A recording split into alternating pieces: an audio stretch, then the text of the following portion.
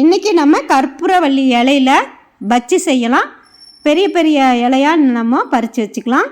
இலையை வந்து நீங்கள் லேசாக கழுவிட்டு மெதுவாக தொடச்சிக்கணும். இலை வந்து கிழிஞ்சிடக்கூடாது.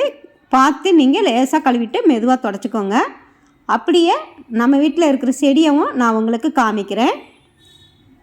பறித்த பூவையும் உங்களுக்கு லாஸ்ட்டில் காமிக்கிறேன். நான் செம்பருத்தி பூ, கொஞ்சம் குட்டி குட்டியாக மல்லிகைப்பூ, ஒரே ஒரு ரோஸு இதெல்லாம் பறிச்சிருக்கோம். அதையும் நான் உங்களுக்கு காட்டுறேன்.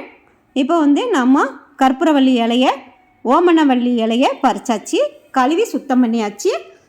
150 கிராம் கடல மாவை ஜலிச்சு எடுத்துக்கோங்க. இது 200 கிராம், நான் ஏற்கனவே 50 கிராம் எடுத்துட்டேன். இது கூட வத்தப்பொடி, உப்பு, காயப்பொடி, தண்ணி ஊற்றிக்கோங்க. கெட்டியாக பிசைஞ்சிக்கணும். பாருங்கள், இந்த அளவுக்கு நீங்கள் நல்ல கெட்டியாக பிசைஞ்சிருங்க. அப்போ தான் இலையில வந்து மாவு ஒட்டும். இந்த அளவுக்கு கெட்டியாக இருக்கணும். இப்போ நம்ம எண்ணெயில் போட்டுடலாம். பாருங்கள், இப்படி லேசாக உதறினீங்கன்னா அதில் உள்ள கொஞ்சம் மாவு வந்து கீழே விழுந்துடும். உங்களுக்கு பஜ்ஜி வந்து ரொம்ப மொத்தமாக இருக்காது. கெட்டியாக பிசைஞ்சோன்னா மொத்தமாக இருக்குன்னு நினைக்காதீங்க. நீங்கள் அந்த இலையை பிடிச்சி இப்படி ஆட்டினீங்கன்னா கொஞ்சம் மாவு வந்து கீழே விழுந்துடும். லேசாக தான் உங்களுக்கு மாவு அதில் இலையில் பிடிக்கும். நீங்கள் முடிஞ்ச வரைக்கும் நல்ல கெட்டியாகவே பிசைஞ்சு நீங்கள் போடுங்க. போட்டுட்டு லேசாக அப்படி ஆட்டி விட்டிங்கன்னா மாவு கொஞ்சம் கீழே விழுந்துடும். அது மாதிரி நீங்கள் செஞ்சு போட்டுக்கோங்க. பாருங்கள், இப்போ நம்ம எல்லாமே சுட்டு எடுத்தாச்சு. நான் ஒரே ஒரு பஜ்ஜியை வந்து பிச்சு காமிக்கிறேன். பாருங்கள், மாவு வந்து ரொம்ப பிடிச்சிருக்காது, ரொம்ப டேஸ்டியாக இருக்கும். பார்த்திங்களா, ரொம்ப மாவு பிடிக்கலை, நல்ல ருசியாக டேஸ்டியாக இருக்குது. இப்போ நம்ம தோட்டத்தை பார்த்துடலாம்.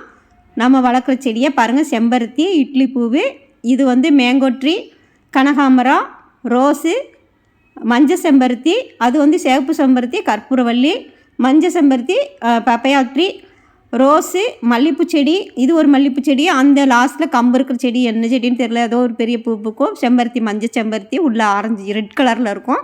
மல்லிகைப்பூ, இது ஒரு செம்பருத்தி, என்ன கலர்னு தெரியல. இது வந்து கத்தாழை. அடுத்து ரோஸு. இங்கே பாருங்கள், கொய்யாப்பழம் ட்ரீ. இதில் வந்து காய் இருக்குது.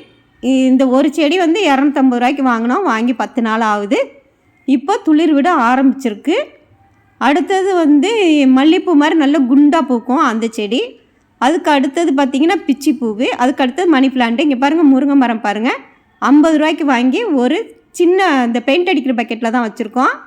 அது வந்து பாருங்கள், காய் நல்லா போட்டிருக்கு. ஏற்கனவே நாங்கள் ஒரு காய் பறித்து குழம்பு வச்சுட்டோம். திருப்பியும் இப்போ ஒரு 5-6 காய் போட்டிருக்கு. ரொம்ப குட்டி மரமாக தான் இருக்குது, ஆனால் காய் போட்டிருக்கு. நம்ம வந்து இன்றைக்கி பறித்த பூவையும் நீங்கள் இப்போ பார்த்துக்கோங்க. இங்கே பாருங்கள், இந்த செம்பருத்தி ரொம்ப அழகாக இருக்குது பார்த்தீங்களா, நல்லா உள்ள ரெட் கலராக நல்லா இருக்கும் இந்த பூவு. என்ஜாய் பண்ணுங்கள். தேங்க்யூ.